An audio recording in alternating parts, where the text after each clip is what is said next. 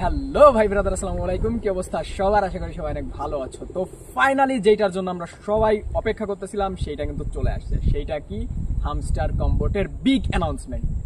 সব থেকে মেইনলির কথা হচ্ছে আমাদের মধ্যে একটা এক্সপেকটেশন কাজ করে। সেটা হচ্ছে যে কোনো মাইনিং প্রজেক্টে আমরা কাজ করি না কেন, সেই মাইনিং প্রজেক্টটা যেন আসে আমাদের বাইন্যান্সে। বাট হামস্টার একটা অ্যানাউন্সমেন্ট করছে আজকে, সেটা হচ্ছে তারা 10 বিলিয়ন সাপ্লাই থেকে 100 বিলিয়ন সাপ্লাইতে নিয়ে গেছে। আর তার 3% আসবে বাইন্যান্স লঞ্চ বলে। মানে একটা বিগ, মানে একটা বুম, জাস্ট লুকিং লাইক আ ওয়াও। তো ভাই, এই প্রজেক্টে এত সুন্দর একটা অ্যানাউন্সমেন্ট করছে।